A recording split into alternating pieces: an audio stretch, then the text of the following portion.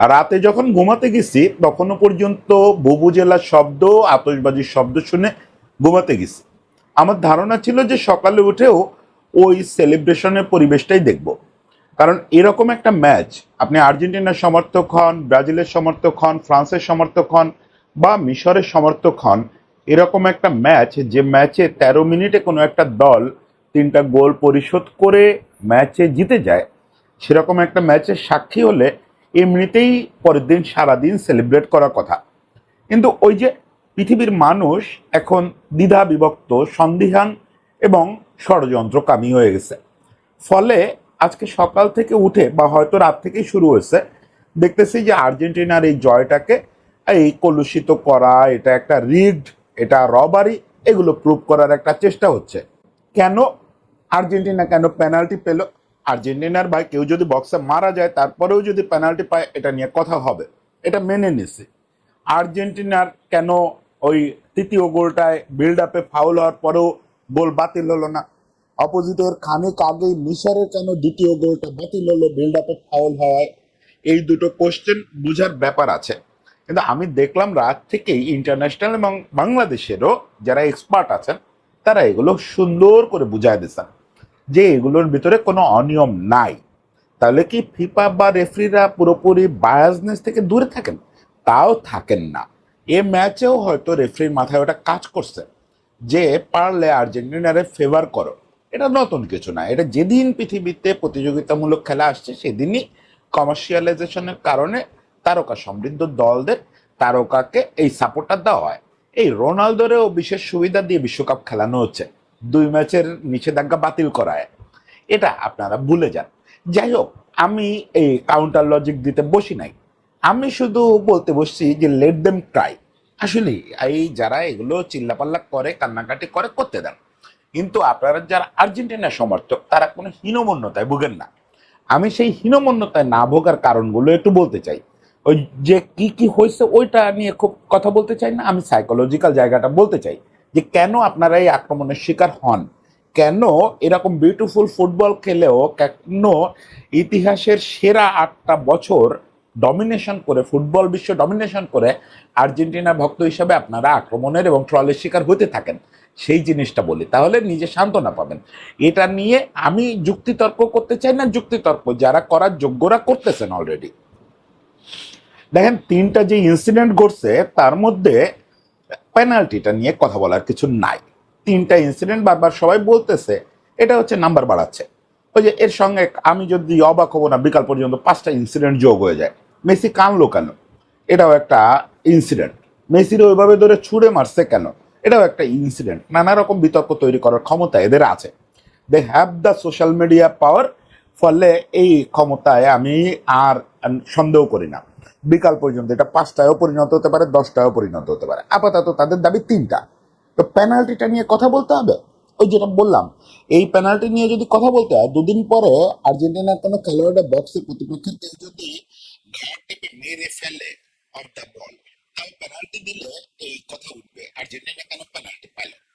একই টুর্নামেন্টে আর্জেন্টিনা চেয়ে একই ফাইনালে ফ্রান্স বেশি পেনাল্টি পায়, পেনাল্টি পেয়ে তারা আগায় যায়, অথচ আর্জেন্টিনা পেনাল্টি সহায়তা নাকি জেতে। মানে এই জাতীয় ন্যারেটিভ তৈরি করা হয়। ফলে এই পেনাল্টি নিয়ে এবার না বলি, একটু আমাদের বোঝার জন্য যারা আর্জেন্টাইন সাপোর্টার, আমি আবারও বলি যুক্তিতর্ক অ্যানালিসিস করতে বসি নাই। ওই এক হচ্ছে আমি ওইটার জন্য নিজের যোগ্যও মনে করি না, 2 হচ্ছে এটা নিয়ে যথেষ্ট যোগ্য লোকেরা কাজ করতেছেন।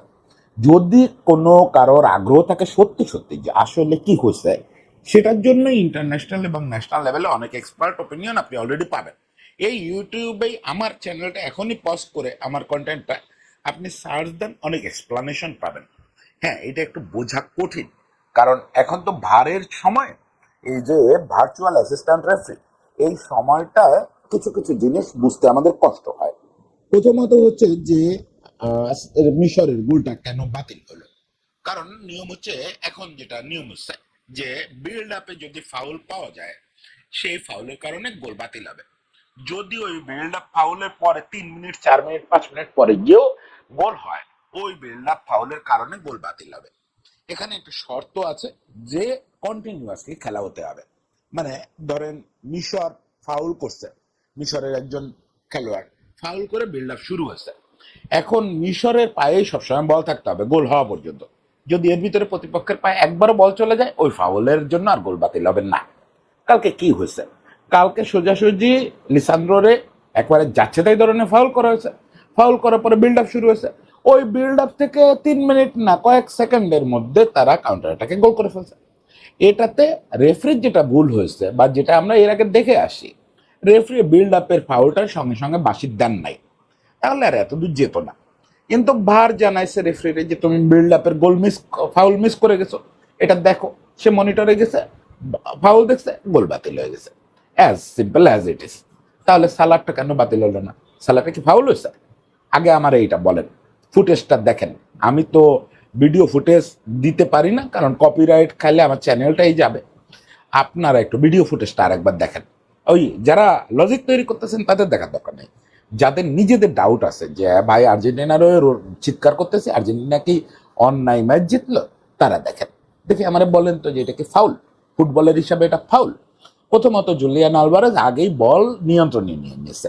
ফাউলের শর্ত হচ্ছে, বিশেষত ঘটনাটা করছে পেনাল্টি বক্সে, ওখানে ফাউলের শর্ত হচ্ছে আপনার সিভিয়ারলি প্রতিপক্ষরে আহত করতে হবে without ball, of the ball, আচ্ছা প্রতিপক্ষরে আঘাত করতে হবে। সেটা তো ঘটেই নাই। প্রথমত জুলিয়ান আলভারেজ কাটছে বল, দ্বিতীয়ত যখন বল কাটছে তখন সালার সঙ্গে তার কোনো কলিশনও হয় নাই।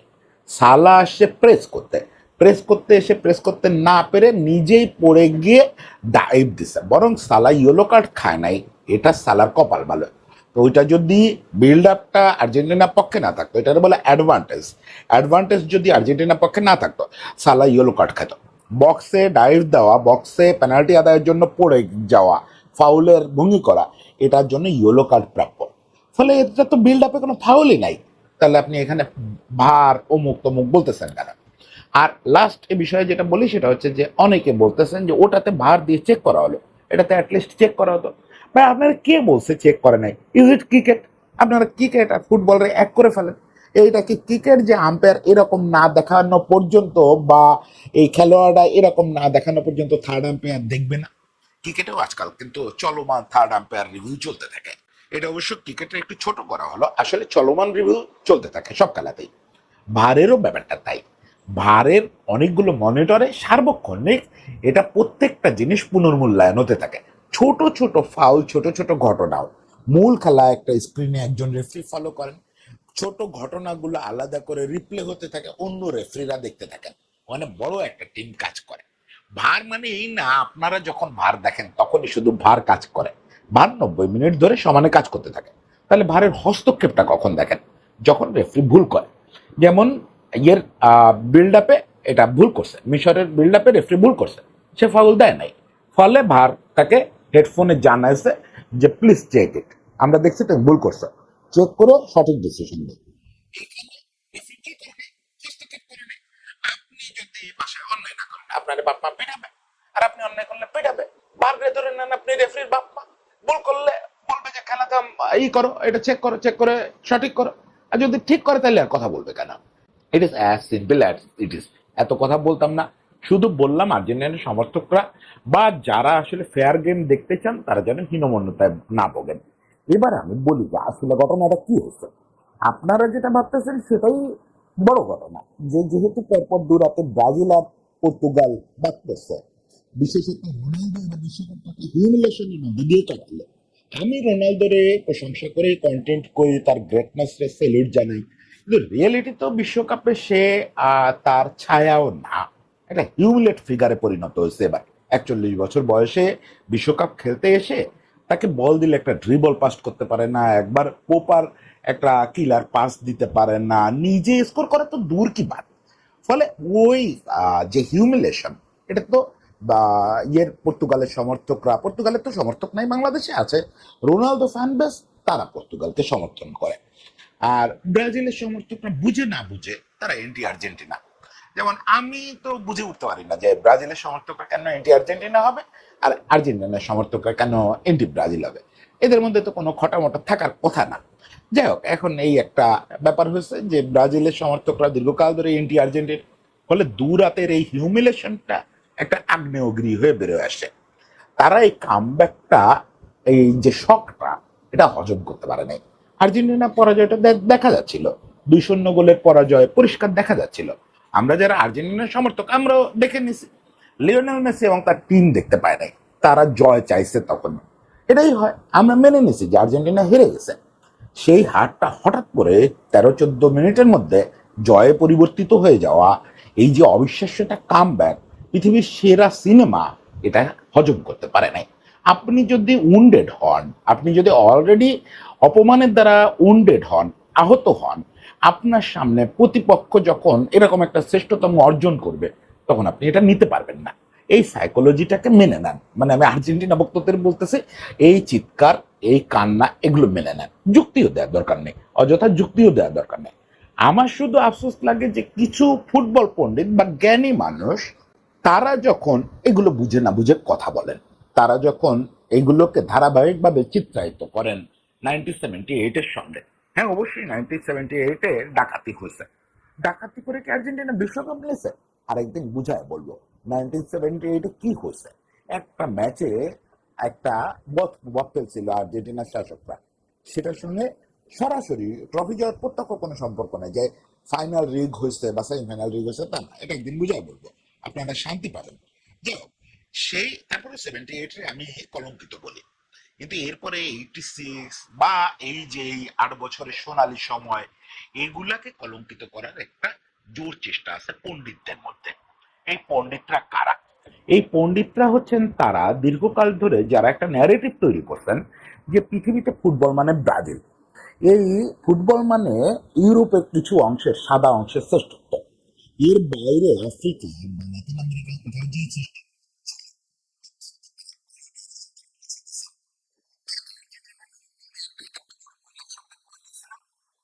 চক্র প্রকাশ করতে পারিনি। যদি এবার বিশ্বকাপের পরে আবার একটু রিরাইট টাইট করে প্রকাশ করতে পারি, না হলে ওটা ইবুক বানায় ফ্রি দিয়ে দেবো, আপনারা এখানে যদি কারোর আগ্রহ থাকে পড়তে পারবেন। প্রায় 4 বছর ধরে কষ্ট করে এই বইটা করতে গিয়ে আমি আবিষ্কার করছি, ইনফ্যাক্ট আগেই আবিষ্কার করছি, যে আর্জেন্টিনার ফুটবল হিস্ট্রি হচ্ছে পৃথিবীর সবচেয়ে সমৃদ্ধ ফুটবল হিস্ট্রি। ব্রিটিশ আইল্যান্ডের বাইরে প্রথম ফুটবল ছড়ানো শুরু করছে আর্জেন্টিনায়, এবং সেখান থেকে আর্জেন্টিনা যখন ফুটবলকে ফিলোসফি হিসাবে নিছে 1920-এর দশকে, তখনও ব্রাজিলে ঠিকমতো ফুটবল ছড়ায় নাই। ব্রাজিলে ফুটবল ছড়াইছে বহু পরে। আর্জেন্টিনায় যখন ফুটবল নিয়ে সাহিত্য হচ্ছে, ফিলোসফি হচ্ছে, আর্জেন্টিনা থেকে যখন দুনিয়া কাঁপানো সেসারিনির মতো কোচ উঠে আসতেছেন, তখনও পর্যন্ত বাকি বিশ্ব অন্ধকারে। এসব ইতিহাসটা মুছে দেওয়া হয়েছে। 50s-এ আর্জেন্টিনার ফুটবলাররা যখন নির্বাসনে, আর্জেন্টিনা যখন একের পর এক হারতেছে, ওই সময়টায় যে আসলে আর্জেন্টাইন ফুটবল পৃথিবী ডমিনেট করতেছে প্রবাসী হিসেবে, এগুলোরে মুছে দেওয়া হয়েছে। আর্জেন্টিনা যে পৃথিবীর ফুটবল সংস্কৃতির একটা সবচেয়ে বড় ধারক, এটা মুছে দেওয়া হয়েছে। এইগুলোরে ন্যারেটিভ তৈরি করা হয়েছে যে আর্জেন্টিনা ফুটবল মানেই ম্যারাডোনার ওই হাত দিয়ে গোল, ওই ম্যাচেই যে সর্বকালের সেরা গোলটা আছে ওটারে মুছে দেওয়া হয়েছে। আর্জেন্টিনার ফুটবল মানে পেরুর বিপক্ষে ওই স্বৈর শাসকের ওই অবস্থানটা। আর্জেন্টিনার ফুটবল যে 2002 থেকে এই আধুনিক যুগেও সবচেয়ে বিউটিফুল ফুটবল সার্ভ করে যাচ্ছে, এটারে মুছে দেওয়া হয়। এই ন্যারেটিভ গুলো তৈরি করা যে হয়েছিল তিলে তিলে, 2021 পর্যন্ত তো টিকে ছিল, কারণ আমরা মাথা উঁচু করে কথা বলতে পারি নাই। আমাদের প্রজন্ম, আমাদের পরের প্রজন্মকে জানেই না, হিস্ট্রিটা জানতেই দেওয়া হয় নাই। এটা পরিকল্পিতভাবে শেষ করে দেওয়া হয়েছে। ফলে এই ন্যারেটিভের এগেনস্টে এখন বাচ্চারা রুখে দাঁড়াচ্ছে, আর্জেন্টিনা সমর্থকরা, মেসি ভক্তরা রুখে দাঁড়াচ্ছে। তারা বলতেছে, কই চোখের সামনে তো দেখতেছি সবচেয়ে সুন্দর ফুটবল খেলে মেসি, চোখের সামনে তো দেখতেছি সবচেয়ে বিউটিফুল ফুটবল খেলে আর্জেন্টিনা, তাহলে তোমরা এসব বলো কেন? এইটা সহ্য করতে পারতেছে না পণ্ডিতরা। ফলে একদিকে আপনি আক্রমণের মুখে পড়তেছেন, আহত অপমানিত একদল প্রতিদ্বন্দ্বীর হাতে, যারা যোগ্যতায় সাফল্যে ইতিমধ্যে বহু পেছনে পড়ে গেছে। সেটা হজম করা তাদের জন্য কঠিন হচ্ছে, তা এবং সেই তাদের যে ইনজুরি, সেটার উপরে দাঁড়ায় আপনি অতি মানবীয় সাফল্যের উল্লাস করতেছেন। এই 39 বছর বয়সে আপনার হিরো ওই 14 মিনিটের ম্যাজিকে পৃথিবী কাঁপায় দিচ্ছে। ফলে এইটা যারা করতেছে তাদের প্রতি আমার সমবেদনা, এছাড়া আর কিছু জানাই না। পণ্ডিতদের প্রতি প্রচন্ড ঘৃণা, যারা এই দীর্ঘকাল ধরে সেই 50-এর দশক থেকে একটা ন্যারেটিভ তৈরি করে আসতেছিলেন, যেটাকে ইউরোপিয়ান এবং লাতিন কিছু পণ্ডিত, ইনক্লুডিং এডুয়ার্দো গালিয়ানো, যিনি আর্জেন্টিনার মানুষও না, উরুগুয়ের মানুষ, এরা যে রিরাইট করতেছে, এই জিনিসটা এরা নিতে পারতেছে না। এরা এই পণ্ডিতদের প্রতি আমার ঘৃণা, ওদের প্রতি সমবেদনা আর এই পণ্ডিতদের প্রতি ঘৃণা। তবে একটা গ্রুপের প্রতি রেসপেক্ট। তারা যদি আর্জেন্টিনাকে আগামী 10 বছর গালিগালাজও করে যায় বিনা কারণে, যতক্ষণ ছাড়ুক, আমি কখনো তাদের কোনো কথার প্রতিবাদ করব না, কোনো কথায় আমি রাগও করব না, অভিমানও করব না। সেটা হচ্ছে মিশর। মিশর কালকে যে ফুটবলটা খেলছে, যে ফুটবলটা তারা খেলছে, they deserve a win, they deserve a place in quarter final. আপনি মিরাকলের মুখোমুখি হবেন, এটা তো আর প্রস্তুতি থাকে না। মিশর একটা মিরাকল ঝড়ের মুখোমুখি হয়েছে, 14-15 মিনিটের একটা মিরাকলের মুখোমুখি হয়েছে। তা না হলে পুরো ম্যাচটা তারা ডমিনেট করছে, তাদের প্রত্যেকটা পরিকল্পনা দারুণ ফাংশন করছে, তারা অপূর্ব ফুটবল উপহার দিছে। কিভাবে মেসিরে বোতলবন্দি করে রাখতে হয়, এটা এই গত 8-10 বছরে মিশরের মতো করে কেউ দেখাইতে পারে নাই। কিভাবে আর্জেন্টিনার মিডফিল্ডে ডিসফাংশনাল বানায় দিতে হয়, এটা কেউ দেখাইতে পারে নাই। ফ্রান্স ছাড়া কেউ দেখাইতে পারে নাই আর্জেন্টিনার ডিফেন্সে ছিন্ন ভিন্ন করে দেওয়া কাউন্টার অ্যাটাক কিভাবে করতে হয়। ফলে মিশর একটা শিরোপা প্রাপ্ত। সেই শিরোপাটা হয়তো কোনো টুর্নামেন্টের শিরোপা হবে না, যেহেতু এই পর্যায়ে বাদ পড়ে গেল। তাদের জন্য একটা অনারারি ট্রফি আমি পারলে পৌঁছায় দিয়ে আসতাম। মিশরের মানুষগুলো ফিলিস্তিনিদের পাশে থাকা মানুষ, আর্জেন্টিনার মানুষরাও তাই। আর্জেন্টিনা ডিয়েগো ম্যারাডোনার জন্মভূমি, আর্জেন্টিনা চে গুয়েভারের জন্মভূমি, যারা আজীবন ফিলিস্তিনিদের হয়ে চিৎকার করে গেছে। আর্জেন্টিনার একজন খারাপ শাসক দেখে বলে যাবেন না যে আর্জেন্টিনাটা কিভাবে আমাদের সারা পৃথিবীর ফিলিস্তিন থেকে শুরু করে সব জায়গার শোষিত মানুষের পক্ষে চিৎকার করে। ফলে আর্জেন্টিনা আর মিশর এই জায়গাটা এক জায়গায় দাঁড়ানো, বরং মিশর অনেক বড় ভয়েস। মিশরের কোচ ফিলিস্তিনের পতাকা নিয়ে ফিলিস্তিনকে জয় উৎসর্গ করছেন। তারা যদি দুটো কটু কথা বলেন, তাদের তো জয়টা মিরাকলের হাতেই ছিনতাই হচ্ছে। এই ছিনতাই শব্দটা আমি মানতে রাজি আছি। যখন আপনি মিরাকলের হাতে ছিনতাইয়ের শিকার হন, তখন আপনি সমান আহত হন। ফলে মিশরের প্রতিটা আক্ষেপ, প্রতিটা গালিগালাজও যদি তারা গালিগালাজ করে থাকে, তাও আমি মেনে নিচ্ছি, মেনে নেব। রেসপেক্টের সঙ্গে আমি তাকে গিয়ে চেষ্টা করব জানানোর শ্রদ্ধাটা, সহানুভূতি না, শ্রদ্ধা জানানোর চেষ্টা করবো যে আপনারা যে ফুটবলটা খেলছেন তাতে আসলেই আপনাদের জয়প্রাপ্য ছিল। এখন 14 মিনিটের একটা ম্যাজিক হয়ে গেছে, কি করার আছে, এইটা তাদের সঙ্গে আর্গু করব না। মিশর ছাড়া বাকি সব পক্ষের প্রতি আমার প্রচন্ড করুণা থাকলো। আর আর্জেন্টাইন সমর্থকদের বলি, বি চেয়ারফুল, তাদের কাঁদতে দেন। তারা আপনার সামনে এসে গালিগালাজ করলে মৃদু একটা হাসি দিয়ে আবার উল্লাস করে ওঠেন, আবার সেলিব্রেট করেন। This is time to celebrate. হয়তো আর্জেন্টিনা কোয়ার্টার ফাইনালি পারাবে না, কিন্তু নিশ্চিত থাকেন 2026 বিশ্বকাপে আর্জেন্টিনা যে শোটা করে গেল, এই জিনিস আপনি জীবনে আর খুব বেশি পাবেন না। ফলে এটা উপভোগ করেন, এটা নিয়ে সময় কাটান। এটা কোনোভাবেই এই ঘৃণাজীবীদের কাছে আত্মসমর্পণ করেন না, বা তাদের কারণে মনটা নষ্ট করেন না, আনন্দটা নষ্ট করেন না। তাদের প্রত্যেকটার ব্যাপারে আপনি বলে দেন, হ্যাঁ আমরা রিক করে জিতছি, আমরা চিন্তাই করে জিতছি, কিন্তু আমরা আনন্দ করতে চাই, বা আমাদের একটু আনন্দ করতে দেন, নাকি মারবেন। সবাই ভালো থাকবেন, আনন্দ করেন।